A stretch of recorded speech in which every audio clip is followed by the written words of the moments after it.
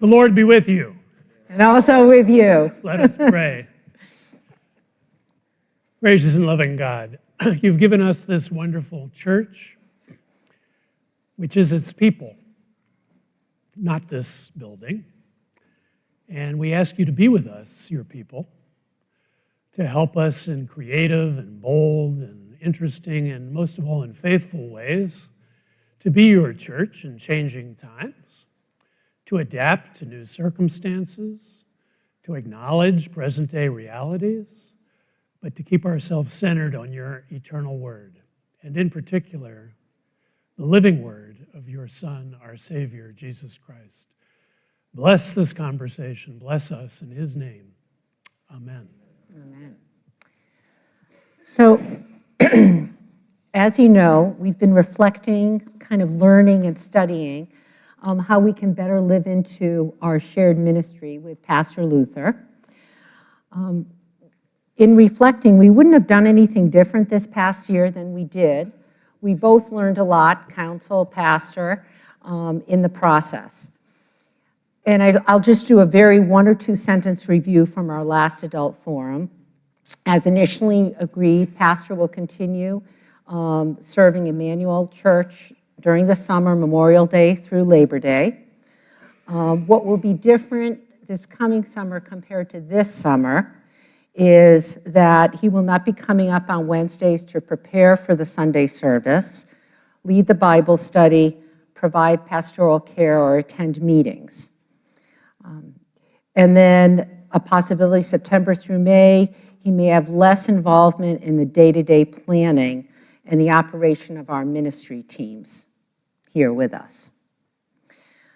So this leads us today. So how, last time we spoke primarily reinforcing pastor's role with us, but how as a congregation, and as a community and body of our church, do we live into this? It's a big question.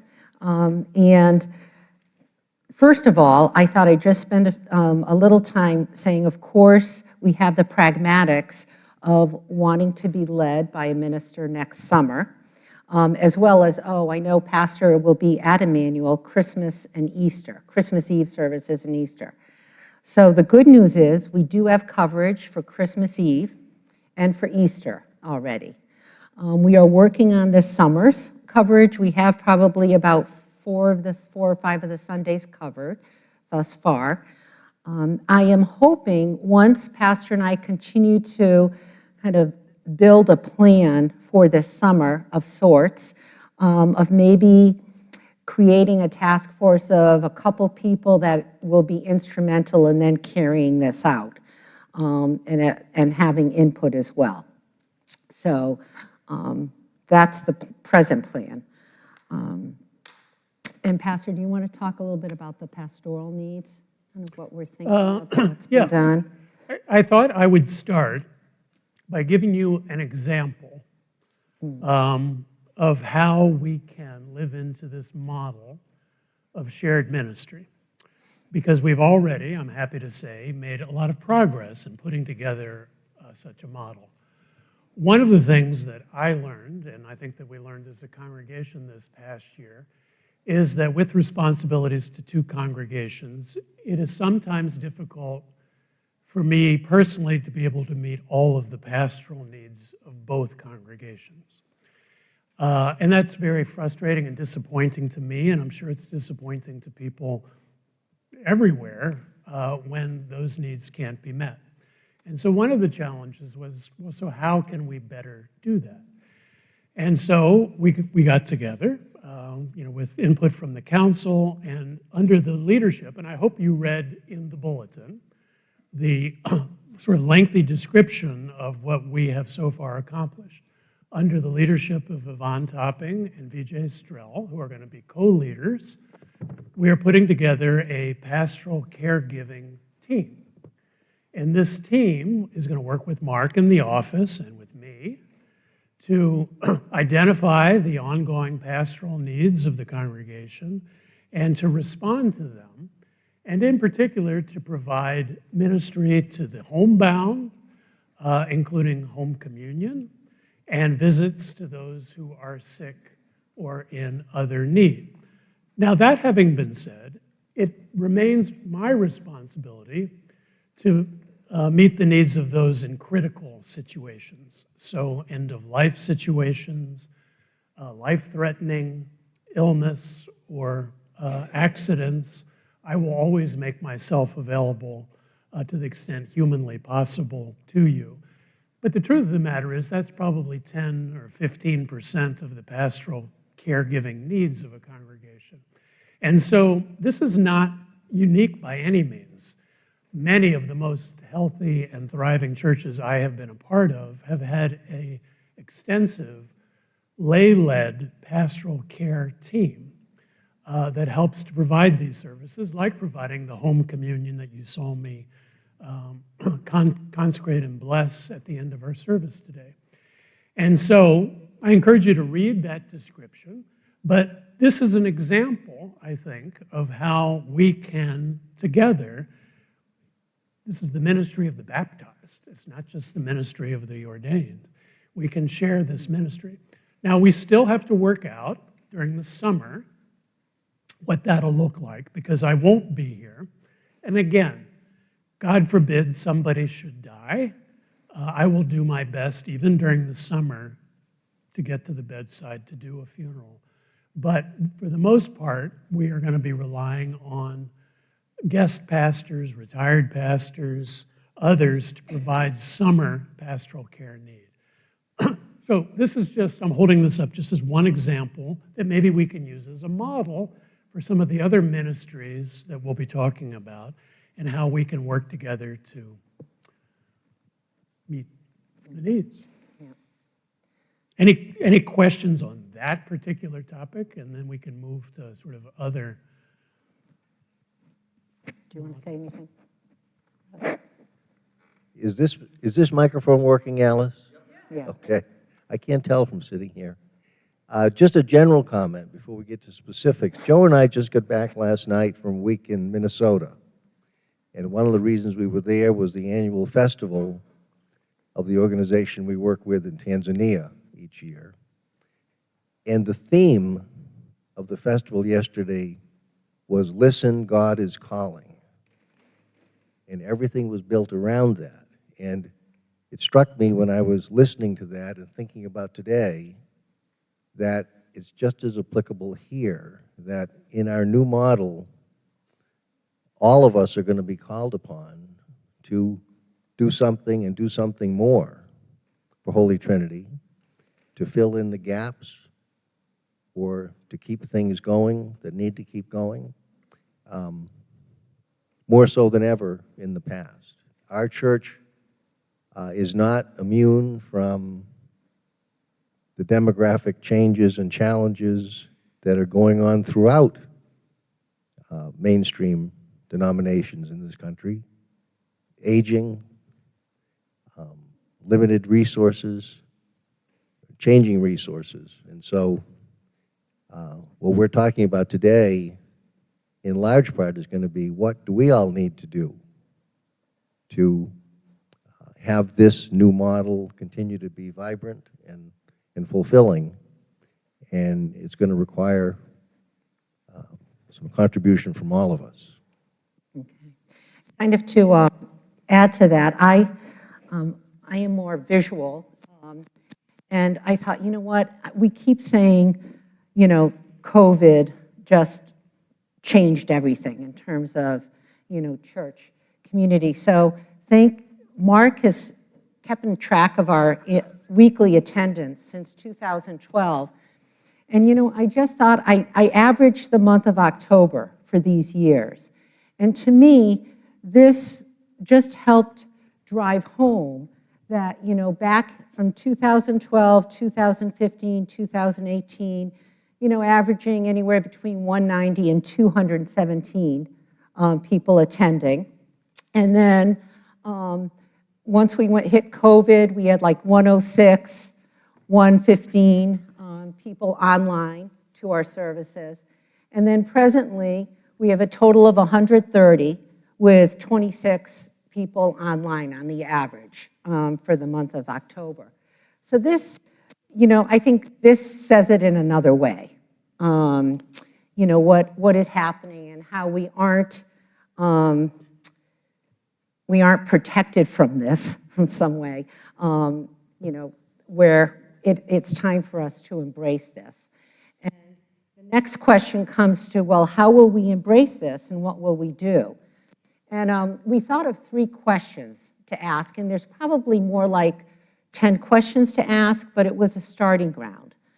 So one way we thought we could adapt is, where do we spend money outsourcing, hiring others to fulfill some of our needs so that we can continue, carrying on the church body, perhaps physically and otherwise. So, we started reflecting on that. And just so you know, we already hire out, in terms of property, for snow plowing and cleaning the inside of the church. So those are 2 things that we've done for a while. We're exploring more with property. As some of you have read, we have a property task force that's taking truly a harder look at what can we outsource, what can still remain within our church body to accomplish in our reality. So they're taking a look at that. We're also taking a look at financing. We're taking a look at these positions where one person has held them over 20 years. That will no longer happen for us, under my watch at least. Because it's not sustainable. And so Dan has been looking into hiring, and we actually interviewed an accountant that is an accountant for another church as well, and was very familiar with our system. Seemed like a very good fit. We're waiting to see what the contract will look like, or the agreement. We don't have, any of that information yet. And this accountant would then allow Barry to be freed up from his position as that. We're still looking. Dan is still serving 2 roles, that of a financial secretary and main treasurer. Is Dan around? Oh. Oh, okay. Oh, that's okay. Yeah. But so that's one thing we're exploring on council. Let's see. Any thoughts or questions on that before I kind of... I just wanted to add, he was very excited when he came home from the meeting with this very nice person, and felt really excited about the potential for us to have good help in this way that would really be a nice support for our congregation. Yeah. That's what I understood. Okay, great. Yeah, I felt very good about it too. Yeah, let me just make an observation about some of the numbers that Erlinda shared about church attendance. As she pointed out, that's in line with what's happening to mainline denominations around the country. It's more than just COVID. COVID was a severe interruption, but those numbers were declining in any event. What those numbers don't show is the average age of the congregation. That's another data point, because as we just have to look at us, no offense to my friends, we're getting older, all getting older. And while we're doing our best to invite younger families and members into our congregation, the truth of the matter is, demographically, in terms of the boomers versus sort of younger generations, and in terms of the secularization of our society, those people are not choosing, for whatever set of reasons, to come to church. And so that means not only do we have fewer members to share in the responsibilities of leading ministry, but those members are older. And what the age of that means is, we don't have as much energy as we used to, and we're also at a stage of life, and I know this from talking to all of you, where we like traveling and spending time with our grandchildren and doing other things. And I have to say, too, that the model of volunteerism in church life has changed. It used to be that the church was really the focus of a lot of our extracurricular energy, and the demands of families working 2 jobs weren't as intense as they are now, just to keep our head above water. And we have a proliferation of organizations that many of us are a part of and serve that are doing good work in the community, but they're not a part of the church anymore. And so as a result, we have fewer people who are older and are stretched thinner to be leading sort of the ministries that we have. And while I have every hope and faith and trust that we are going to creatively and boldly adapt ourselves to these new circumstances and do God's work, we have to be realistic about it too. This church and its infrastructure was built for a congregation that was twice, maybe 3 times the size that it is now. And what that inevitably is going to mean is that we're going to have to make some hard choices about maybe no longer doing certain ministries that we used to do.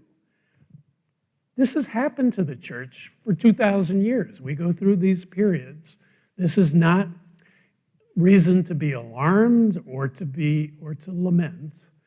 We need to, with clear eyes, recognize those things that we no longer may be able to do, uphold, support, and celebrate those things which are important to us that we want to do, and then move on. And that's hard sometimes because we may not all agree on what we should keep and what we should do. And that's why we stay in community, we stay centered in Christ, we pray, we talk about it, and then we keep the faith that it's all going to be okay. All will be well. So we have to make these decisions about outsourcing some things, like the bookkeeping function. I'm sure we're going to be outsourcing more of the property functions, property caregiving functions. And we may be outsourcing some other things too, and that's what we want you to start thinking about. But that was your first question. You probably. I was just going to add, I think, and then we'll get to Bob, the property issue is a big one now. And I know when Joe and I joined Holy Trinity 20 years ago, I just marveled at that Thursday morning group and how active they were and how much they did every Thursday morning, but we just don't have that people power available. And so we're going to need to look at some other models in terms of property management. Yeah, I was just thinking, I mean, what we're talking about this morning mostly are kind of dealing with near-term issues that are really important. And, that should be the focus. But just to follow up, I mean, I really do think we need to be looking into the future, as well. And, Mark has been talking about this for years and years and years. I mean, and the reality is physical plans like this are good for about 4 hours a week of activity.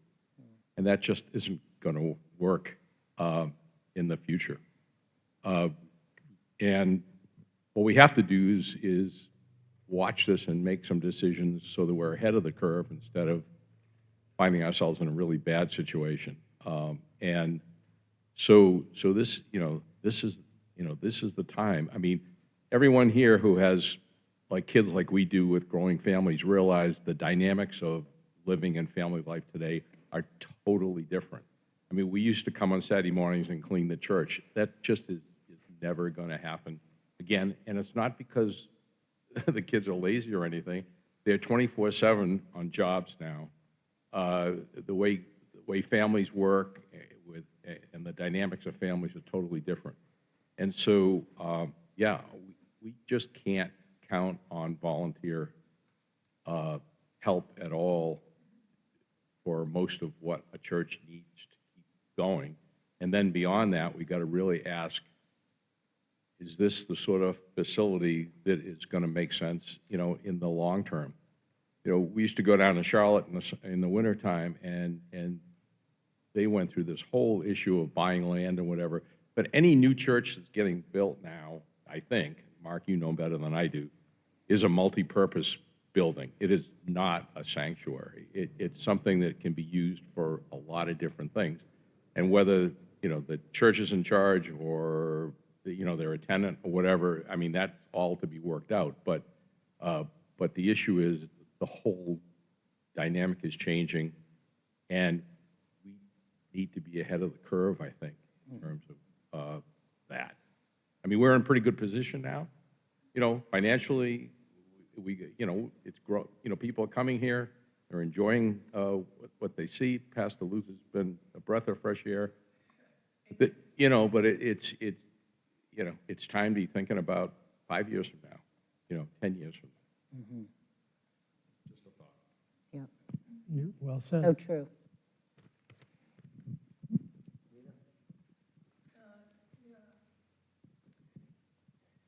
I think we talked a while ago that we can rent it out, like we close the doors, and there's a lot of space. There are kitchens, different groups can meet.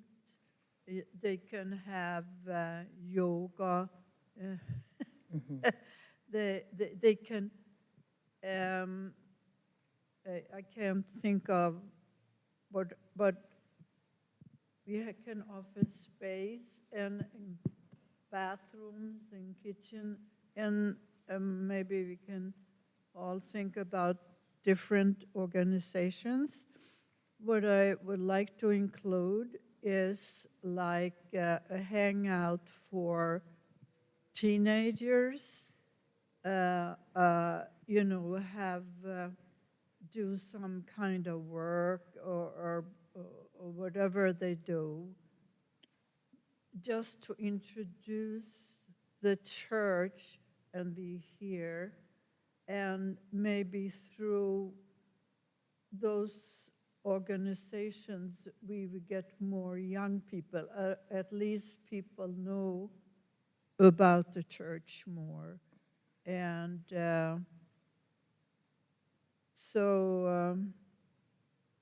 yeah, that's what I was thinking of. I mean, those are like two strategies, like the 5-10-year plan in terms of use of our building, and then, looking at, even yet another building to serve out the mission of the church. But yeah, those are all things that are, out here for us to be thinking about. I'm gonna, sorry. I've really been thinking about this because it not only affects me, but I'm sure it affects a lot of other people my age. Last year, 2 years ago, I was fully able to get here when I wanted to and participate in a lot more. And I've hit a wall. And what I'm trying to say is we need a plan for helping people who are having medical issues to get here, because we're afraid to drive, especially after dark. I miss everything for Advent. I miss the hold-in service because I couldn't drive after dark. And I can't get a ride. Mm-hmm. Okay. Thanks. Yeah, including our, that's. People who are hit 80 need help. Mm-hmm. Or earlier. I know, it's our world today. Thank you, Shirley. So I'm going to move to the next question, which is what Pastor already mentioned, is where do we reduce our programs so that what we are doing becomes more viable for those people carrying it out? we have a lot of great programs. So I think it's going to be the hard look is what programs are no longer viable because there's not enough human resources to carry it out. I'll give you one example, and it kind of talks to one of your needs, Shirley, is, as you know, in the article, Cheryl Brigham was the head of Caring Connections. She was the kind of chairwoman for that, and that had about 6 or 7 it was a big umbrella for 6 or 7 ministries. And she single-womanly handled several of the ministries. And she has stepped down. She said she will continue the prayer shawl ministry, which is our ministry for those, that we know that are ill or in need, that we have these prayer shawls available to give to people to remind them of God's love. Other things that we're still looking to kind of replace that chairperson there, but other ministries are the email prayer chain that is continuing, and then we are I'm trying to think, there's a couple others there. Oh, the card ministry for those that are homebound will be continuing. I spoke to Sue Bach, she's willing to do that. But one ministry that we're discontinuing is the Driving Daisy, because Cheryl was the only person doing that ministry, and she is stepping down for it. So those are the kinds of things that, often one person, when one person does a ministry, sometimes it works, but not the way we would want it to. So, we're taking a hard look at that. Same thing with our soup kitchen. Bonnie? I wanted to add one Yeah. thing. In terms of the Driving Daisy, I don't know how many of us knew that that was a need. I think we need to up our communication about that, because if we don't know, we can't help. And I lead faith formation, and I am guilty of this. If I don't communicate to the congregation what we need for faith formation, then we're not going to be able to sustain anything. I think communication is really, really important. So I just wanted to put that out there, that I didn't know that Drive Daisy needed anything. I don't even know the program. And also, I know we used to do care packages for the college students, which they love, and the service members, which they also love it. And I don't know that that was sustained last year because our person who was running it had moved. So I just want to say that, when those needs arise, like Jessica mentioning end 68 hours of hunger, we need to have new people to come work on that. She's been working really hard to advocate for that program. I think we also are going to have to do that for, anything that we're thinking about. So anyway. Yeah, and with the care packages, we did ask for somebody to step up, and I'll be honest, nobody did. So I think we have to ask, but if people don't have the time and the energy, we can do it from the pulpit, but we have to say, we have done this, it was a great program, but we cannot sustain this anymore. And that's okay. That's okay for us to start doing that with some of our programs. And we're not bad, it's who we are right now. See, the difficulty is if you talk about these in isolation, people will say, oh, we should continue that. But you have to get them all on the table at the same time. And then you have to ask yourself, so who is it who's going to do all these things, and where's the money going to come to support them? And that's council's responsibility, right, your elected leadership, to look at everything, and then, because, our heart breaks for each of these stories. I would love us to do 100 things. We can't.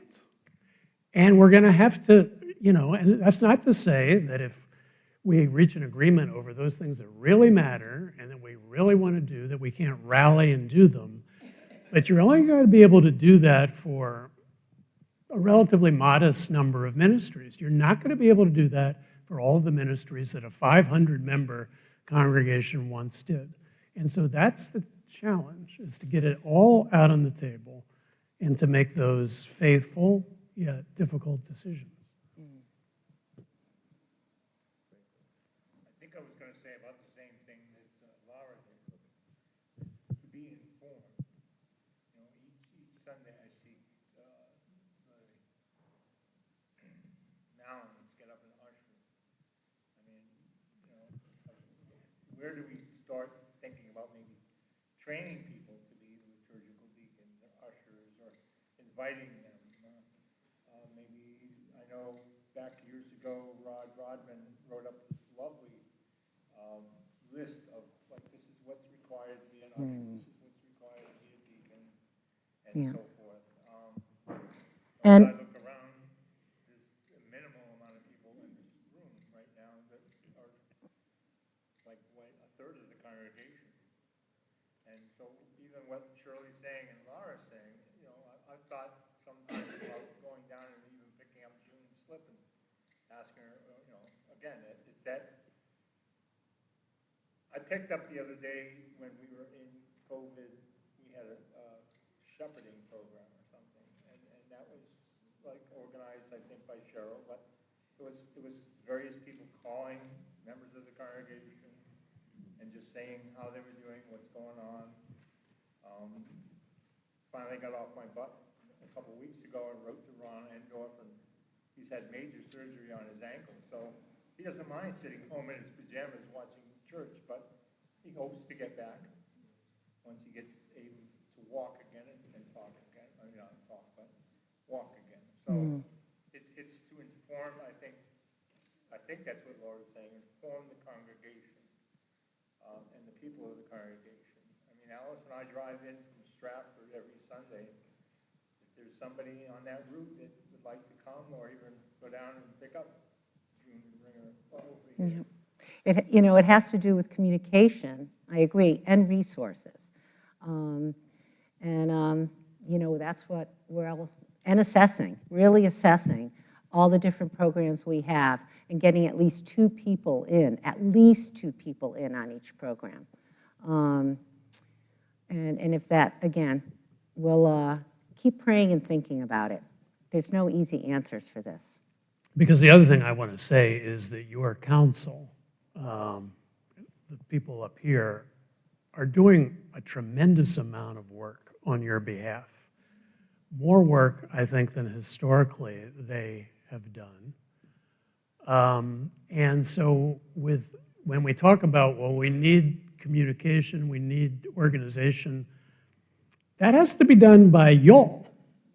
In other words, there's not much bandwidth here. I mean, poor Linda and Russ, I mean, the things that they're doing for the church, both this church and the national church on various things, I'm blown away by the amount of time and energy they're putting in. So when we talk about these things and say, well, we need this, we need that, we need people out there to say, I'll do that.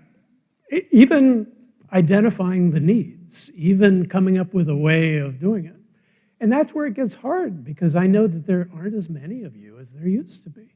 So, I mean, I'm trying to sort of be realistic while being courageous, bold, and faithful about what we can do, but it's going to be a smaller body than it once was. Yeah.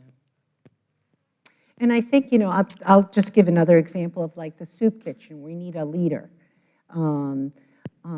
Bonnie's been attempting to step down for years. And again, it's one of those 20-plus years volunteers. Maybe it's time to join up with another church who has a leader so that we can continue to serve the way we love to serve as a church body. But we may need to serve in a different way or join up with another church to serve that has the resource of a leader in some of these areas. Something to think about. The other question I had is, and this gets a little tricky, but when do we reach out to other local congregations and consolidate our needs?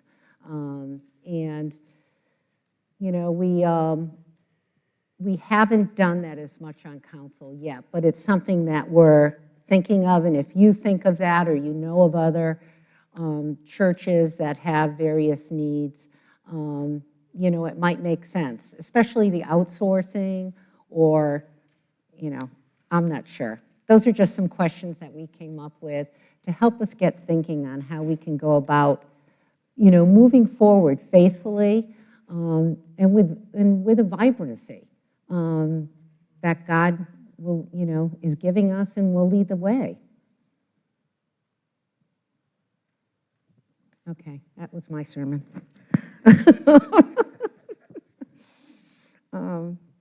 Other thoughts here? Yeah. Mark has a mic.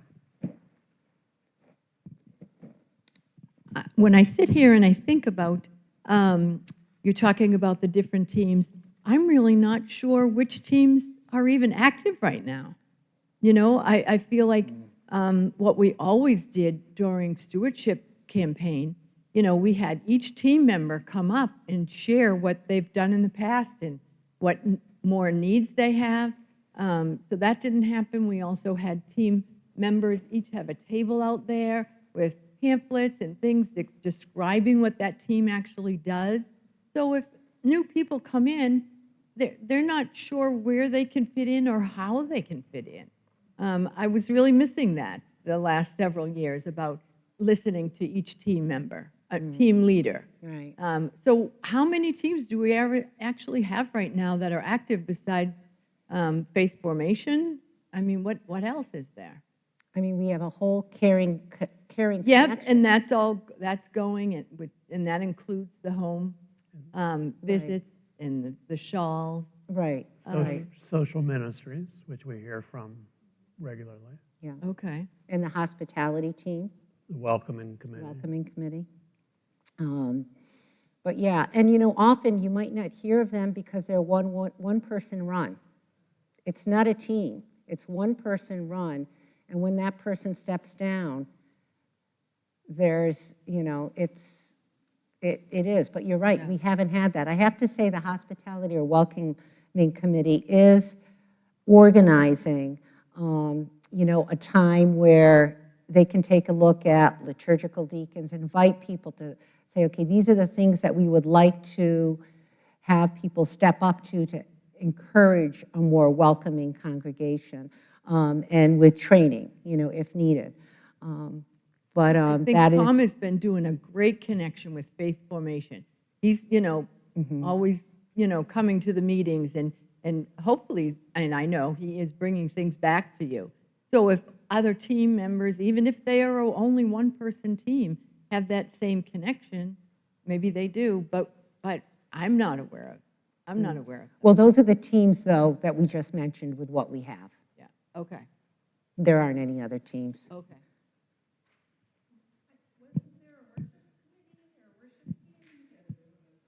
Yeah, Okay, the there- worship committee still meets monthly, the first Wednesday of every month. It's chaired by Dot. But here again, this is another example of what we're talking about. Dot has been looking for some time to step aside as chair of the worship committee, and I've approached several people to fill that role without any success. But we meet together to plan the upcoming seasons of worship. I mean, I will say, for example, that here, this is another success story. We thought that we would have to go out and hire an outside director of music to come in here and to lead the choir and to rebuild our music program. We tried that, it didn't quite work. And then, drawing on the resources that we had within the church, Jonathan Bach stepped forward. We talked to the choir. Lo and behold, this turns out to be a creative and innovative solution that we've done from the inside. We have more people singing now. They're rehearsing on Tuesday nights when they weren't rehearsing for many years. And this is working. This is an example of how we can adapt to new circumstances. We can take some of the existing leaders we have within the church. It's not, you know, perhaps what we all would want in terms of, you know, a 500-person congregation music program. But it's a wonderful, authentic, real expression of who we are as worshiping Christians, and it's great. So these are the models of how we can do this, but we can only do it, I think, in areas that are really important to us and not sort of everything, every wish list that we might have. And Laura. I totally agree with you, Pastor. And I think that if we want to train up the different jobs within our worship service, the ideal people to do that are the ones who are currently doing those positions. And I do know, like, we haven't had an acolyte, but Glenn has very good ability to train, so I'm sure he'd be happy to help train up the youth who are willing. So I think that that's something we can offer as a congregation, so it's our job to do that, and certainly with the input from you, because certainly we want to do it in a way that makes sense for making sure the service that you've planned goes well. So we want to do what's helpful and supportive. That, for sure, is important to all of us. So. Thank you. Yeah. Do you want to run the mic? Okay.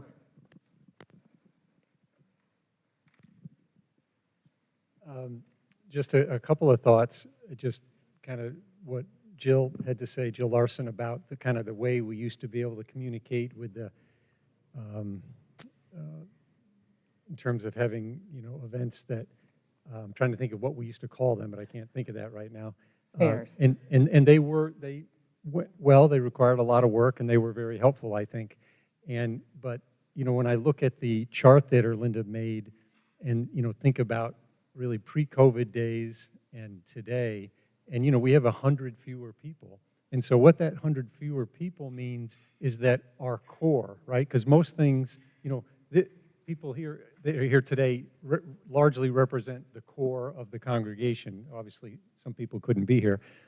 And it's always the core of a kind of a group like ours, a church or other nonprofits. There's a larger community, and then there's a small core that kind of does everything.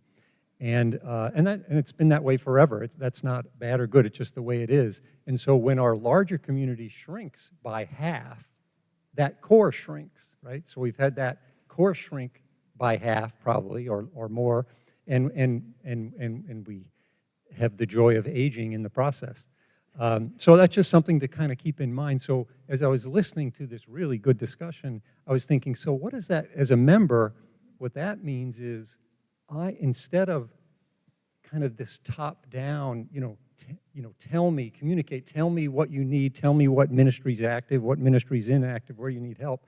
As a member who's interested, I need to come forward and speak to people and initiate the discussion more, as opposed to waiting for it to come to me, because that's the kind of the nature of a smaller organization.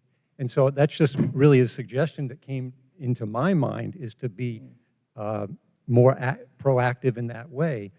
And my second point, that's really consistent with the way we've worked over many years. Many of our wonderful ministries have been organically developed, right? They've been created and established and succeeded because one or two members had a passion about it. And then people joined them in that ministry, and that ministry had a life for a period of time, and then it kind of fades away. And that's the nature of certain ministries. So while our leadership is telling us how we may have to do less because we have fewer human resources, that doesn't mean we still can't organically develop new ministries, right? That where people have a passion for something that come together. Just because we're smaller doesn't mean a new ministry can't spring up. And that's really been the tradition and history of Holy Trinity. You can think of any number of ministries. It's because one or two people, it's not because the council has declared we're going to develop a new ministry. It's because some people have really had a passion for it. And that can continue, and it should continue. And I'm confident that the council will always support that. But the key thing is, and it's always been this way, we don't want to overburden one person, because you can only carry it so long as an individual doing it. That one person needs to make sure they have it will be a small team, and that's okay, but a small group around them to carry it forward. Maybe for a year, maybe for 3 years. The pop-up pantry comes to mind. We did that. There was a need. It was developed, it was a core group of about 3 or 4 people, and then it had its natural end. And so we always need to be looking for that. So we're talking about some things ending, but always keep your eye out for new opportunities to do more wonderful things, because, you know, it's all there. That's right. Thank you. I think, no.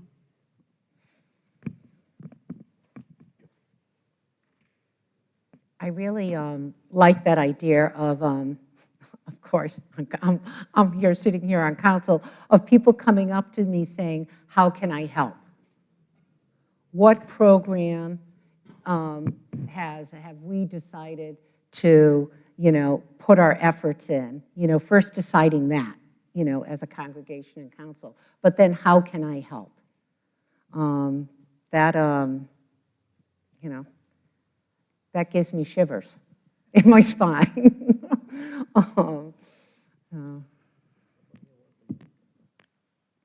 I think. I guess the other thing I would just say is be patient about this.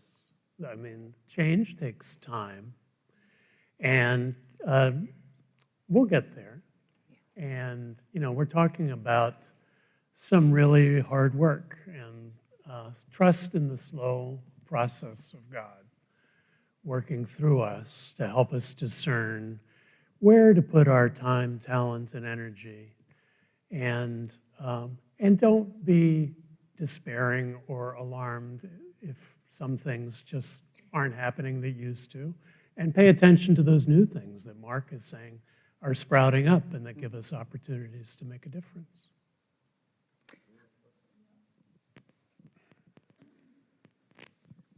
So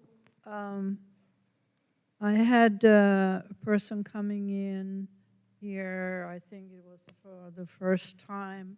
She was did a lot of clothing and colors, and with children you can do a lot of things. And I said, oh, that sounds great. That's just what we would like here, I said. And I went up to someone and I said, this is a lady, she has a lot of knowledge and energy, and what should we do about it? And they said, oh, tell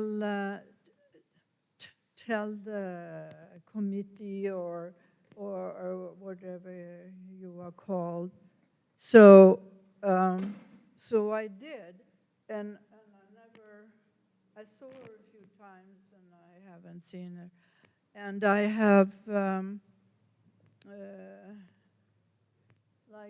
I don't know if they are here, but I met new people that I moved up here, and they were used to do a lot of going to parishioners that couldn't come to church, and how they had the little black boxes and they can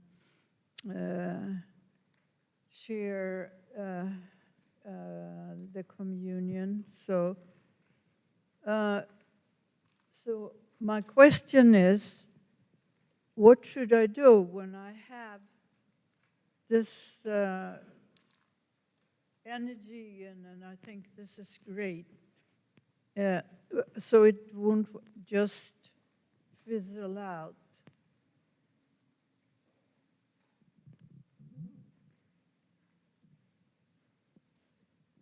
I think you should talk to Erlinda. Is this your personal energy or other people's energy too? I was a little confused. Oh, yeah. Okay. Develop more of a relationship. Keep developing relationships with that person. That's all you have to do. That's to begin with. To begin with.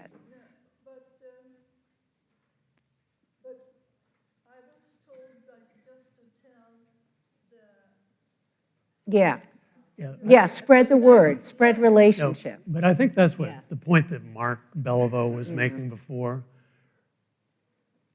If something's important to you that you want to do it, lead it. We don't have the resources here anymore every time somebody comes with an idea to say, well, we'll take care of it. And that means you have to get other people interested in it. And if other people are interested in it, then it's something that will happen. If other people aren't interested in it, don't share your particular passion, then it might not happen. And that's just the way it goes. Okay, so then I know that's the way to go. I don't know how this congregation really, where you go and where is the correct thing, and I don't want to step on anyone's toes. Yeah, it's important to communicate. In other words, say, I have this idea, I'd like to run with it. I just want you to know about it. And if we have anything to add or any guidance or whatever, the council will guide it. But in the old days, it may have been that there were committees up here that could do it in response to a congregational question.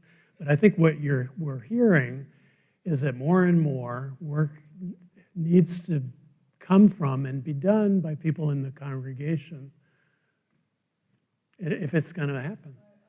I think. I can talk to you later, too. I'd just like to point out that something that is obvious when we think about it, which is we come together and worship so that we can be prepared to go out and serve. And our service does not have to be sponsored by the church. The service does not have to be an official part of what the church does, because I happen to know a number of people here who are doing things on their own or with other groups that are not part of this church. But I would argue the church is still preparing them for that ministry and equipping them for that ministry. So I just think it's important to realize that the church as an institution does not have to do everything, but we as the people, we as the true church, are called to serve whether we're doing it through the institution or not. Well said.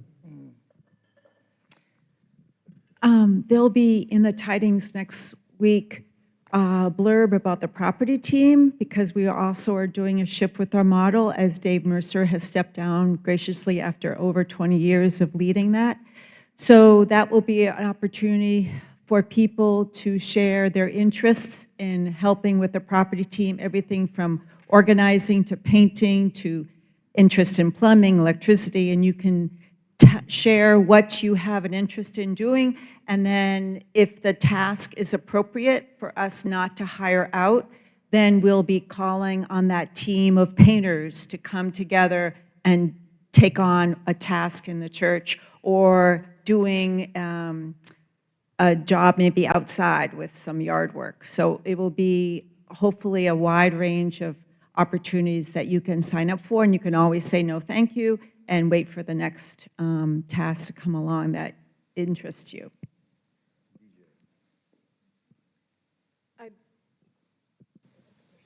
I think that's real close. Hi.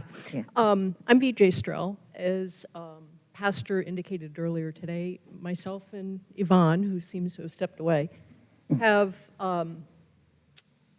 be co-leading the new pastoral care ministry. And I wanted to thank people who have actually already come up to me this morning and said that they would like to be involved as needs are defined. I'm going to pick up on something Erlinda said earlier. We've started with 3 services that we intend to offer. Those that are readily discernible, that we know exist, and as is indicated in the bulletin, and I'm affirming now, with Yvonne and I as leaders, if there are other needs, we want to hear about them, okay? But we will continue to assess where there is a substantive demand for what services are out there, and then we will determine whether or not we've got people willing to serve, right? Which is exactly what is being said here. I think we will continue to assess based on what folks are saying. So we've defined 3 things initially that we know are needed. very intentionally, we're not trying to replicate the entire umbrella of Caring Connections. It's not a matter of we've done it before, therefore we'll continue it, but if there is a discernible need and it's deep, and then we will determine whether or not within our congregation we have the ability to serve it, to supply those needs, to meet those needs. So I encourage everyone to speak with Yvonne, myself, Mark, who tends to be the go-to for issues pertaining to pastoral care, clearly to the council, but we're also stepping up so that you don't always have to just go to the council, okay? So I do think that this is what is envisioned. I hope we can serve what is envisioned as being the new model for serving. Great. I think thank you. Thank you so much for coming. Thank you for your comments and for this very rich conversation. We appreciate it, and we will continue on the path forward and keep you posted. So thank you.